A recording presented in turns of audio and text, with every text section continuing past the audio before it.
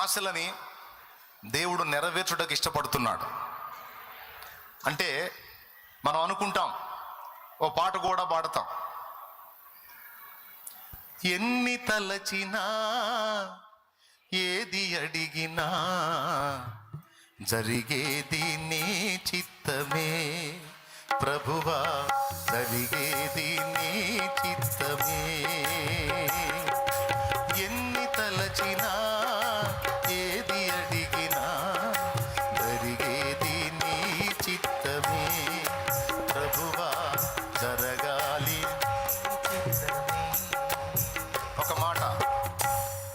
ఒక మాట అంటే దాని అర్థం ఏందో తెలుసా? మేమేదో అడుగుతాం కానీ మా పిచ్చితో మేమేం అడిగినా ఏం జరగో, నువ్వేమనుకున్నావు అయ్యే జరుగుతాయని అర్థం. నిజమేనా? అంటే భక్తుల ఇష్టాలతో దేవుడికి పని లేదా? భక్తుల కోరికలతో దేవునికి పని లేదా? మీరు తెలుసుకోవాలి, దేవుడి ఇష్టాలే కాదు, తన బిడ్డల ఇష్టాలను కూడా వెతికి వెతికి దేవుడు తీరుస్తాడు. నిజంగా తీరుస్తాడు.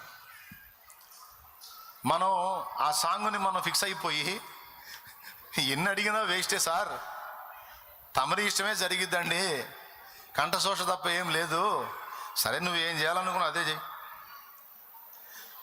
అనే భావం వస్తుంది. కానీ అలా కాదు. నా యందు మీరును మీ యందు నా మాటలు నిలిచినడలా మీకేది ఇష్టం అడగండి. ఏం కావాలి నీకు?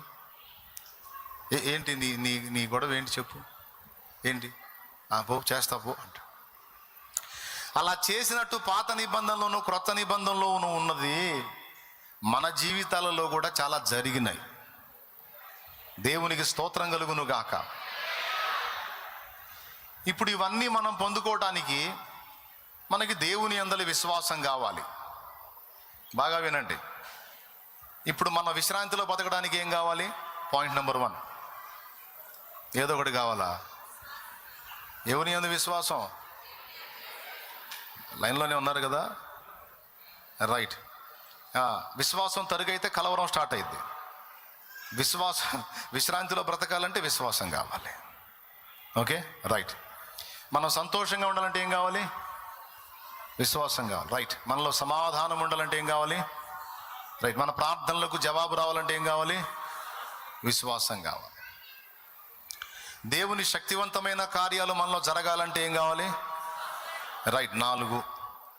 5వది, మన ఇష్టములను దేవుడు తీర్చాలన్నా కూడా మనకు విశ్వాసమే కావాలి. ఇప్పుడు నమ్ముట నీ వలనైతే నమ్మువానికి సమస్తము సాధ్యమే అన్న మాట అనేక సార్లు గ్రంథంలో మనం చదువుకున్నాం. బాగా వినండి.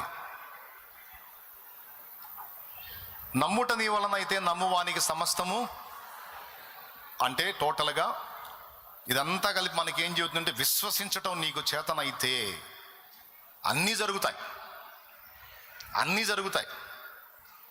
అనేది మనం మేజర్గా తీసుకున్నాం ఈరోజు. బాగా వినండి.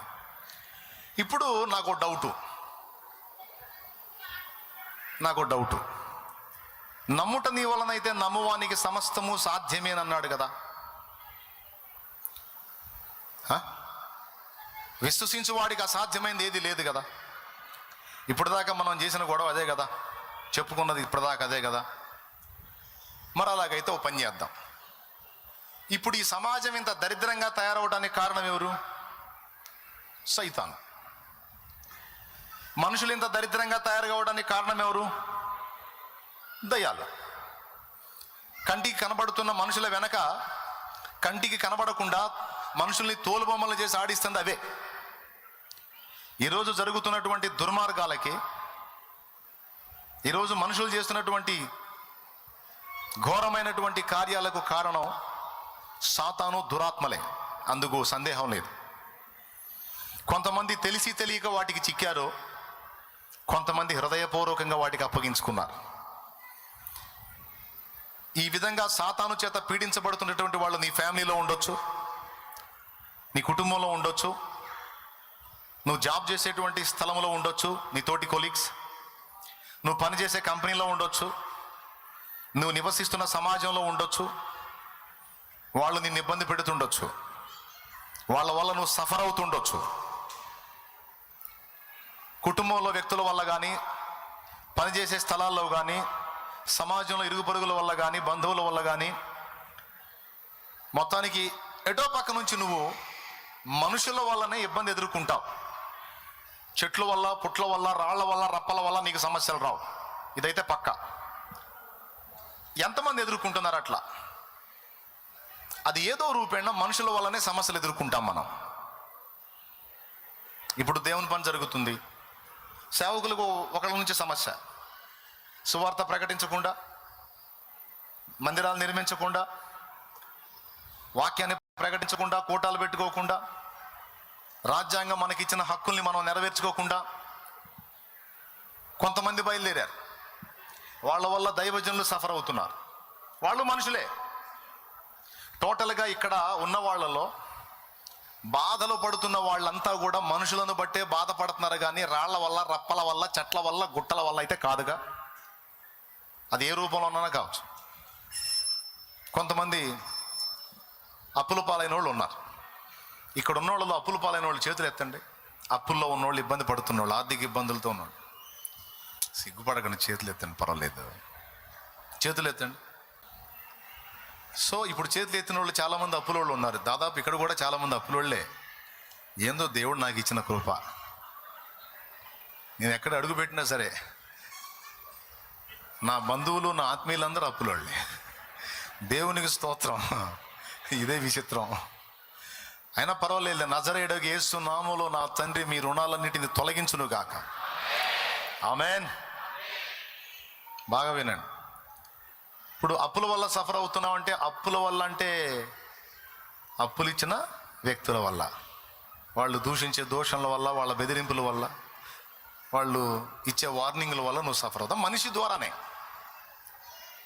కొంతమంది అప్పులు చేసి సఫర్ అవుతుంటే, కొంతమంది అప్పులు ఇచ్చి మనుషుల వల్ల బాధించబడుతున్నారు. ఇవాళ ఇస్తానంటాడు, రేపు ఇస్తానంటాడు, ఎల్లుండి ఇస్తానంటాడు, 3 రోజులు ఆగిస్తానంటాడు, తిప్పి తిప్పి తిప్పి. కొంతమంది అప్పులు ఇచ్చి సఫర్ అవుతున్నారు, కొంతమంది అప్పులు చేసి సఫర్ అవుతున్నారు. బాగా వినండి, ఓకేనా? టోటల్గా మనుషులందరూ, కొంతమంది కుటుంబంలో వ్యక్తులు మారక సఫర్ అవుతున్నారు. ఆ పిల్లల వల్లనో, ఆ భర్త వల్లనో, ఆ భార్య వల్లనో, ఆ కొడుకు వల్లనో, ఆ కూతురు వల్లనో, టోటల్గా మనం బాధలు అనుభవిస్తుందంతా. సేవకులైతే మతోన్మాదుల వల్లనో, విశ్వాసుల వల్లనో, మొత్తం మనుషుల వల్లనే. రాళ్ళైతే మనల్ని ఇబ్బంది పెట్టవు, చెట్లయితే మనల్ని ఇబ్బంది పెట్టవు, రోడ్లు అయితే మనల్ని ఇబ్బంది పెట్టవు, ఏది ఇబ్బంది పెట్టు, మనుషులే. ఇంతవరకు అర్థమైందా? ఎవరు ఏది ఎదుర్కొన్నా మనుషులే. అయితే మనం ఏంటంటే, ప్రారంభం నుంచి మనకున్న అలవాటు ఏంటంటే మనుషుల్ని చూస్తాం, కానీ మనుషుల వెనక కథ నడుపుతున్నది సాతాను, దురాత్మలు. ఇది బైబిల్ చెప్పిన సాక్ష్యం. ఎఫెసీ పత్రిక 6వ అధ్యాయం 12వ వచనం ఏమని సాక్ష్యం ఇచ్చిందంటే, మనము పోరాడునది శరీరులతో కాదు, ప్రధానులతోనూ, అధికారులతోనూ, ప్రస్తుత అంధకార సంబంధులకు లోకనాథులతోనూ, ఆకాశ మండలమందున దురాత్మల సమూహములతోనూ మనం పోరాడుతున్నాం అన్నాడు. పోరాడేవాడికి కత్తులు, కటార్లు, బాణాలు, బరిసెలు ఉండాలా? మన చేతిలో ఒక్కటి కూడా లేదు. కానీ పౌలేమో మనం పోరాడుతున్నాము అన్నాడు, మహనీయుడు. మళ్ళీ ఎవరితో పోరాడుతున్నామంటే ముందే చెప్పేశాడు, శరీరులతో కాదు అంటే మనుషులతో కాదు. మనుషులతో కాదేందన్నయ్య, మా ఇంట్లో ఆ సచ్చినోడు రోజు తాగి సాగుకొడుతున్నాడు, ఆ దరిద్రుతోనే పోరాడుతున్నాను. ఇంకెవడున్నాడు? నా ప్రాణానికి వాడే. కర్మగాలు చేసుకున్నా, మళ్ళీ నా కర్మ కొద్ది లవ్ మ్యారేజ్ నా ముఖానికి. ఏ మ్యారేజ్? లవ్ మ్యారేజ్ అయిపోయింది ఇప్పుడు నా పని. ఇంత దరిద్రుడని తెలియదు నాకు. చేసుకున్న రోజు నుంచి ఈ రోజు దాకా మనశ్శాంతి ఉంటే ఒట్టు అని కొంతమంది బాధపడుతూ ఉంటారు. మనుషులతో కాదేందన్నయ్య పోరాడుతుంది, ఆ దరిద్రుడితోనేగా. అంటే లేఖనం అబద్ధమా? లేఖనం ఏం చెబుతుందంటే, నీ కంటికి కనబడుతున్న ఆ వ్యక్తే ఉన్నాడు, కానీ వాడిని ఆడిస్తున్న దయ్యం ఒకటి ఉంటుంది. నీవు దాన్ని చూడవు, ఆ ఒక దయ్యం పట్టిందో వాడిని ఎన్ని దయ్యాలు బట్టి పీడిస్తున్నాయో, ఎన్ని వాడిని ఆడుకుంటున్నాయో, ఎన్ని వాడిని వాడుకుంటున్నాయో నీకు తెలీదు. నీకు కనపడేది వాడు ఒకడే. వాళ్ళు వచ్చే లక్షణాలే కనపడతాయి, కానీ వాడి వెనక ఆడిస్తున్న దయ్యము నీకు కనపడదు. నడుము వంగిన స్త్రీ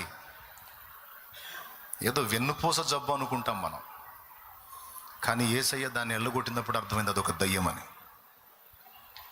అప్పటిదాకా చూసిన వాళ్ళు ఏమనుకున్నారు? ఆమెకేదో వెన్నెముక సమస్య, అలా బెండ్ అయిపోయింది. ఫిడ్సు బలహీనత చేత బాధపడుతున్న కొడుకు తండ్రి యేసయ్యకి చెప్పాడు, చూసేదానికి ఫిడ్సు జబ్బులా కనపడేది సార్, కానీ వాడికి దయ్యమండి అని. అది వాడిని ఎక్కడ పట్టును, వాడిని విలవిలలాడించును, నీళ్లలోనికి నిప్పుల్లోకి దూకుతాడు, నురుగు కార్చుకొనొచ్చు, విలవిలలాడతాడు.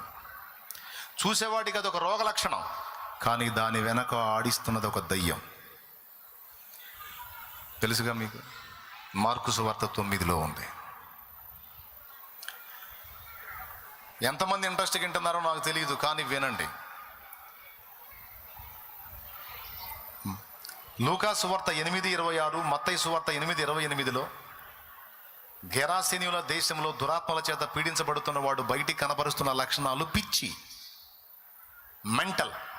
వాడిని చూసిన వాళ్ళు ఏమనుకుంటారంటే వాడికి మెంటల్, వాడికి పిచ్చి అనుకుంటారు, కానీ దాదాపు 1000 దయ్యాలు వాడిని ఆడుకుంటున్నాయి. జస్ట్ 3 నిరూపణలు. ఈరోజు మత ఉన్మాదంతో పెట్టరేగిపోయి అన్ని విధాలుగా మనల్ని అభ్యంతరపరుస్తున్నటువంటి వ్యక్తుల్ని మనం చూస్తున్నాం, కానీ వాళ్ళను శోధించి, వాళ్ళను వేధించి, వాళ్ళను పీడించి మనల్ని వాళ్ళకి శత్రువులుగా చూపిస్తున్నటువంటి దురాత్మలను అసలు మనం గుర్తుపట్టాం. కానీ బాధాకరమైన విషయం ఏంటంటే వాళ్ళు కూడా బాధితులే, వాళ్ళు కూడా పీడితులే. ఆ సంగతి వాళ్ళకు కూడా తెలియదు,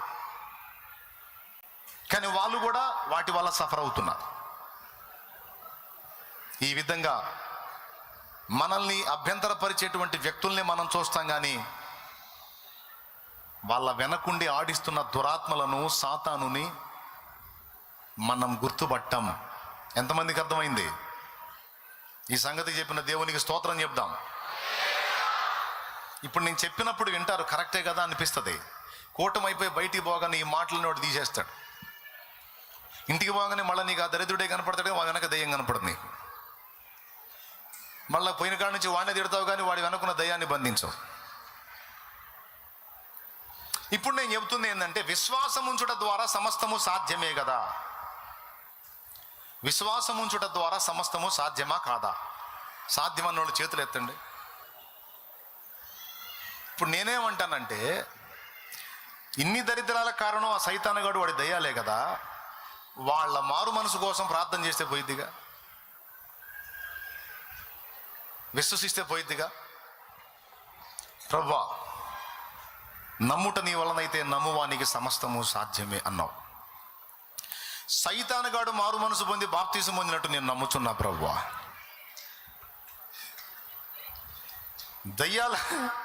దయ్యాలన్నీ క్యూ కట్టి మారు మనసు పొందినట్లు నేను ప్రార్థన చేస్తున్నా, విశ్వసిస్తున్నా ప్రభువా, నేను నమ్ముచున్నాను అని మనం దేవుని ముందు కూర్చుందాం. ఇది జరిగిద్దా? ఒక్కసారి మీరు నాకు చెప్పాలి. ఫస్ట్ నుంచి మనం ఏం చెప్పుకుంటున్నాం? విశ్వాసం ఉంచితే అన్నీ జరుగుతాయి, నమ్ముట నీ వలన అయితే నమ్మువానికి సమస్తము సాధ్యం, అది సాధ్యం, ఇది సాధ్యం, అట్లా సాధ్యం, ఇట్లా సాధ్యం. ఒక బలమైన పాయింట్ అందించి ముగిస్తా. ఈరోజు జాగ్రత్తగా వినండి, ఏదో చెప్తున్నాడు అనుకోవద్దు ప్లీజ్. నేను ముందే చెప్పాను, ఖరీదైన కూటమి ఇది. విశ్వాసం ఉంచితే సమస్తము సాధ్యమే కదా, మరి ఉంచుదామా? అది జరిగిద్దా? ఇదే కాదు, ఇంకా కొన్ని ఉన్నాయి ఇలాంటి ప్రశ్నలు, ధర్మ సందేహాలు. నాకు తెలిసిన దైవజనుడు ఒక ఆయన ఆ పని చేశాడు. ఇప్పుడు కాదు, అసలు నేను మా అయ్య కూడా పుట్టకముందు ఆయన ప్రార్థన చేశాడు. ప్రభువా, భూమి ఇలా అయిపోవడానికి, భూమి మీద మనుషులు ఇలా అయిపోవడానికి సైతాను కదా కారణం. వాడిని దర్శించు ప్రభా, వాడికి మారు మనసు ఈ ప్రభా అని రోజు ప్రార్థన చేశాడంట. దేవుడు దర్శించి ఆయనతో మాట్లాడాడు, దేవదాసు అది జరగదు, వాడు అన్నీ తెలిసే సాతానుగా మారాడు, వాడు తెలియక అమాయకత్వంలో ఉంటే నేను వాడిని క్రమపరుస్తాను, కానీ తెలిసి వాడు హృదయపూర్వకంగా పాపమునకు అప్పగించుకున్నందున నీ కోరిక నెరవేరదు, ఇది సాధ్యం కాదు, ఆ ప్రార్థన చేయొద్దని చెప్పాడు. మీకు వివేచన ఉంటే, మీకు నేను చెప్పిన విషయాలు అర్థమైతే ఈ రోజు నుంచే మొదలు పెట్టచ్చు దేవుడితో. ఇక నువ్వేమని వాగ్దానం చేశావు, నీవు అనేక జనములకు అప్పిచ్చేదావు కానీ అప్పు చేయమన్నావు. నన్ను ఎందుకు అప్పుల పాలు చేశావు? సరే నేనే చేసుకున్నాను అనుకో, మరి నువ్వు పిడికిలు విప్పు, కార్యాలు చెయ్యి, ద్వారాలు తెరు, సహాయం పంపు, కార్యాలు సఫలం చెయ్యి. నీ బిడ్డగా నేను దరిద్ర కొట్టు స్థితిలో ఉంటావు, నీ చిత్తమా? అనేకులకు ఇచ్చేదవన్నావే, నాకు ఆశ ఉండదా? 10 మందికి సాయం చేయాలని ఆశ ఉండదా? నువ్వేమో అందరికీ సాయం చేస్తావు, సాయాలు చేసి నువ్వు ఆనందపడతావు. మరి నీ బిడ్డలుగా మాకు ఆనందం వద్దా? మా బతుకంతా ఎదుటి అడుక్కోవటం, ఎవరు సాయం చేస్తారని అడుక్కుంటాం, ఈ వేదనలో బతకటం నీకు ఇష్టమా? మేము నీ పిల్లలం కదా, నీకున్న ఆశ మాకు లేదా? ఇతరులకు హెల్ప్ చేయాలని మాకు ఉండదా? మరి ఆ విధంగా మా పిడికిళ్ళు ఎందుకు నింపవయ్యా నువ్వు? అడుగును తగాదేసుకో. నీకు విరోధంగా రూపింపబడిన ఏ ఆయుధము వర్ధిల్లదన్నావే, మరి ఎందుకయ్యా వాళ్ళని వర్ధిల్లనిస్తున్నా? వాగ్దానం చేశావుగా, ప్రామిస్ చేశావుగా, మాట ఇచ్చావుగా. నీ సేవకులని ప్రత్యేకించితివే, కీడేమి రానీయనంటివే. నీ సేవకులని నీ సేవకుల్ని వేధించు వారిని ఆటంకపరచ ఉంటుంది. భలే మాటలు కదా, ఒక తగాదా అది. నీ సేవకులని ప్రభుములుచున్నది. దేవునికి స్తోత్రం. ఇలా సమస్త విషయాలు వాక్య పరిధిలో, వాగ్దాన పరిధిలో నీవు అడగవచ్చు. అడిగినవన్నీ దేవుని సన్నిధిని వినబడినవని రూఢిగా నమ్మవచ్చు, విశ్వసించవచ్చు. ఈ 2 జరిగిన ఎడల నిశ్చయముగా నీవు పొందుతావు. ఆమెన్.